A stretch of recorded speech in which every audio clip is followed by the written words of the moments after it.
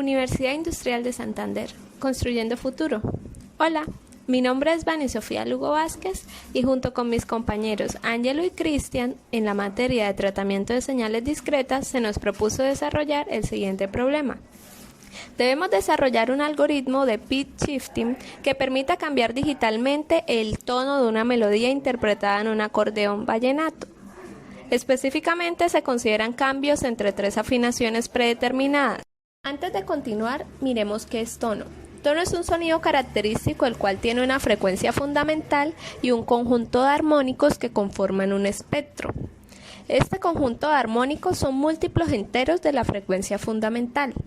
Un semitono corresponde a la distancia mínima que hay entre tonos. La modificación de tono o pitch shifting es un proceso por el que el tono de una señal es alterado sin variar su duración.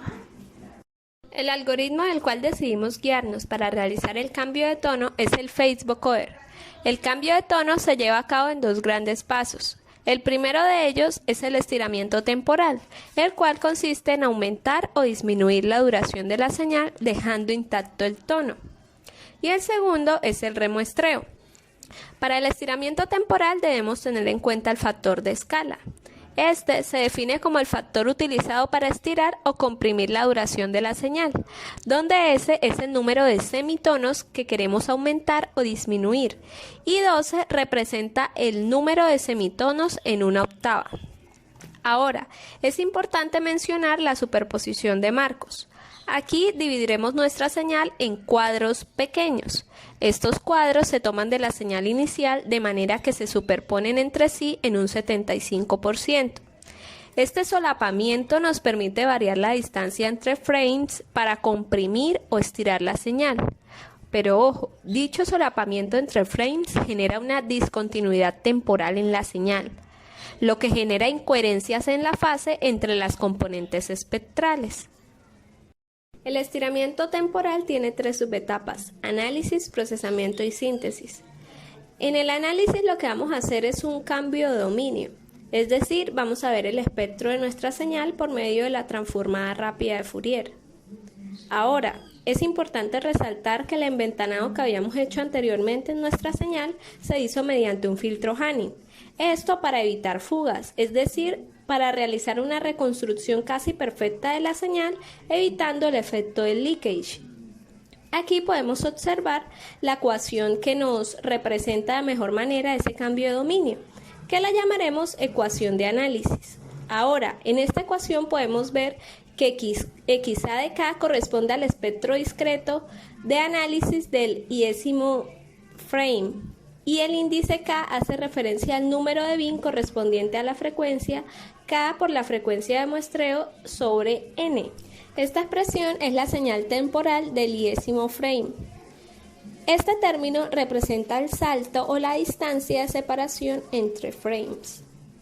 En la etapa de procesamiento, lo que se espera es corregir la incoherencia de fase para evitar la discontinuidad temporal.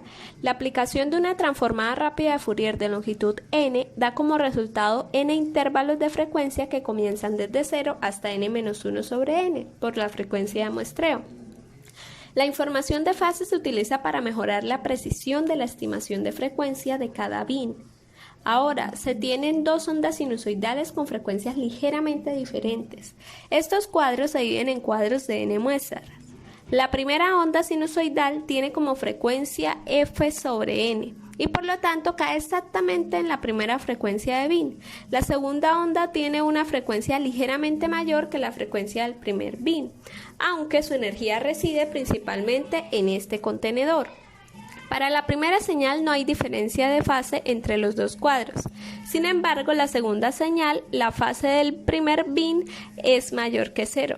La diferencia de fase entre los cuadros va a ser esta, donde K representa el índice de bin e I representa el índice de cuadros respectivamente.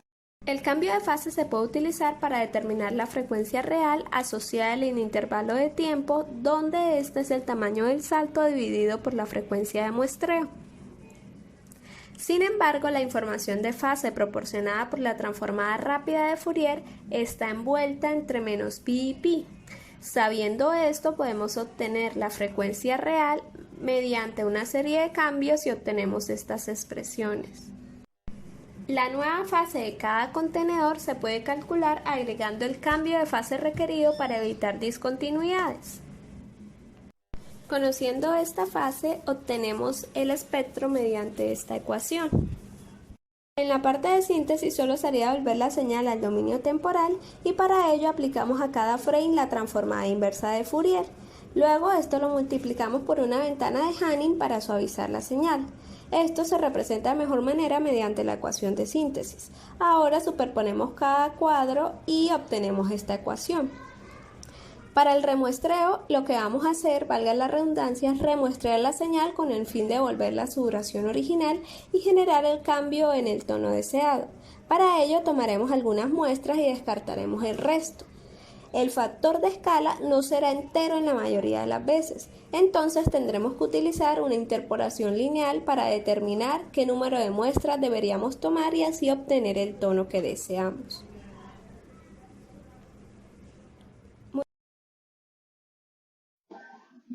A continuación mostraré el código desarrollado en MATLAB. Primero que todo se creó una ventana y luego el espacio entre ventanas. Luego miramos el factor de escala, que esto es importante para saber cuánto vamos a estirar o comprimir nuestra ventana. Luego miramos si queremos rotar nuestra señal.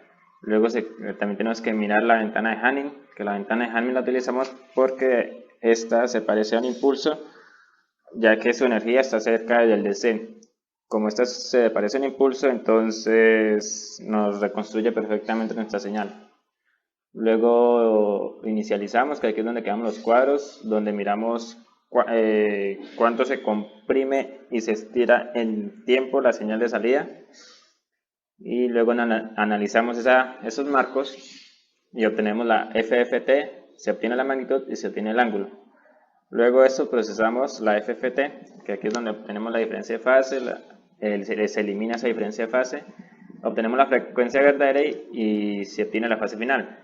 Y luego pasamos a la síntesis, que se obtiene la magnitud, se produce el marco de salida y aquí es donde pasamos la señal a la salida a tiempo por la transformada inversa de Fourier.